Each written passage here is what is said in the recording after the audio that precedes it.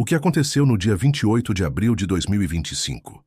No dia 28 de abril de 2025, por volta das 11h33 em Portugal, 12h33 na hora espanhola, a Península Ibérica enfrentou um dos mais significativos apagões elétricos da sua história recente.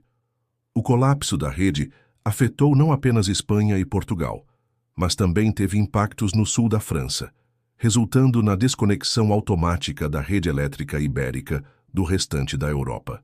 Milhões de pessoas ficaram sem eletricidade durante horas. Hospitais recorreram a geradores de emergência, transportes públicos pararam e muitas indústrias foram forçadas a interromper as operações. 2. O contexto energético da Península Ibérica. Nos últimos anos, tanto Portugal quanto Espanha têm liderado a transição energética na Europa. Ambos os países têm investido fortemente em energias renováveis, especialmente solar e eólica. Em dias ensolarados e com vento, é comum que uma grande parte da eletricidade consumida na península venha de fontes limpas. Na hora do colapso, a Espanha estava a produzir cerca de 77,5% da sua eletricidade a partir de fontes renováveis, sendo 66% de origem solar, fotovoltaica e solar térmica, e 11,5% de origem eólica. Já as centrais clássicas, como térmicas a gás e barragens, estavam praticamente desligadas. Apenas 5% da eletricidade vinha do gás natural, e as barragens tinham acabado de ser desconectadas. Esse desequilíbrio, uma altíssima penetração de fontes intermitentes e uma presença mínima de fontes tradicionais, foi um dos principais fatores apontados por especialistas como causa do colapso. 3. A importância da inércia no sistema elétrico. Para entender o que aconteceu, é preciso compreender um conceito essencial na engenharia elétrica: inércia da rede. Num sistema elétrico, a inércia é fornecida por grandes massas rotativas, como as turbinas de centrais térmicas e hidrelétricas. Essas turbinas, que pesam toneladas, giram continuamente e ajudam a estabilizar a frequência da rede. Quando há uma falha, essas massas continuam a girar por algum tempo, mantendo a frequência estável e dando ao sistema tempo para reagir e corrigir o problema. Fontes como a energia solar fotovoltaica não têm essas massas rotativas. A produção solar é feita por inversores eletrônicos que não armazenam energia cinética e não oferecem inércia ao sistema. Isso significa que qualquer falha na rede pode levar a variações bruscas na frequência, e os inversores desligam-se automaticamente por segurança, agravando ainda mais a instabilidade. 4. A falha técnica. Hipóteses mais prováveis. Embora os inquéritos oficiais ainda não tenham sido concluídos, especialistas como o professor José Luiz Pinto de Sá, do Instituto Superior Técnico, e Antônio Vidigal, ex-CEO da EDP Inovação, já apontaram causas técnicas muito plausíveis. As duas hipóteses mais citadas são passagem de nuvens sobre vários parques solares no sul de Espanha. Esse fenômeno meteorológico provoca uma queda abrupta da produção solar, que, se ocorrer em larga escala e de forma simultânea, pode desestabilizar a rede. Excesso de geração solar fotovoltaica, que atingiu até 130% da procura naquele momento. Isso causou uma sobrecarga que não pôde ser compensada nem por armazenamento, nem por exportações para outros países via interligações.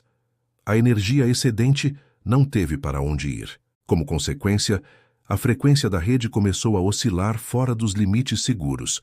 Os inversores solares começaram a desligar-se automaticamente, e isso desencadeou um efeito dominó, levando ao colapso generalizado. A crítica dos especialistas: falta de planeamento. Segundo Pinto de Sá, o grande erro foi desligar as centrais clássicas, especialmente as barragens, antes do ponto crítico do dia. Ele afirma: faltou inércia.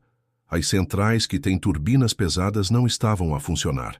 Quando surgiu uma perturbação, não houve massa giratória suficiente para amortecer o impacto.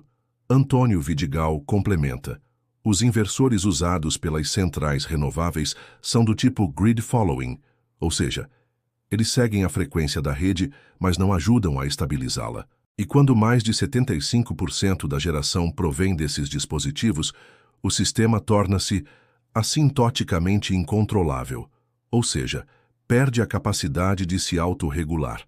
A resposta das autoridades e o debate público, logo após o apagão, a Red Eléctrica de Espanha reduziu drasticamente a injeção de energia solar na rede.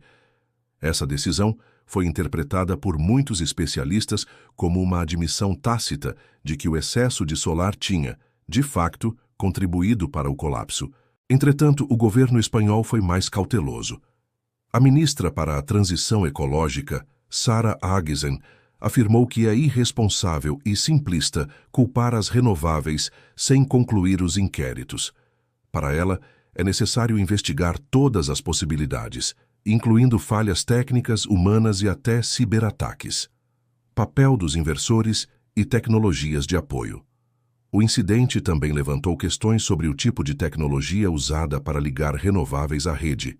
Hoje, a maioria dos parques solares usa inversores grid following, que dependem da frequência da rede para operar.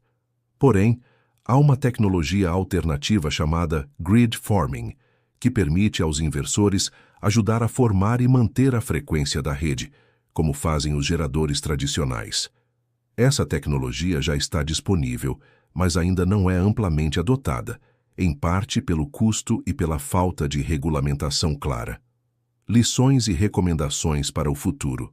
O apagão da Península Ibérica em abril de 2025 deixa várias lições importantes para os países que estão a liderar a transição energética. Renováveis são fundamentais, mas precisam de suporte técnico. A solar e a eólica não devem ser desligadas, mas devem ser acompanhadas por centrais que forneçam inércia ou sistemas de compensação. É urgente implementar inversores grid forming. Estes equipamentos são essenciais para a estabilidade da rede quando as fontes renováveis dominam a produção. Maior investimento em armazenamento.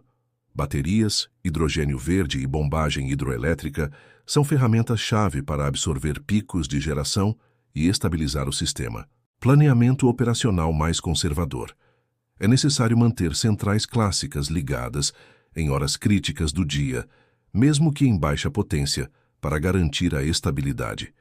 Interligações internacionais mais robustas.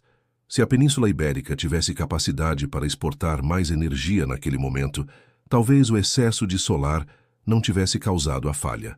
O colapso da rede elétrica ibérica de 2025 foi um alerta sério, mas também uma oportunidade de aprendizagem.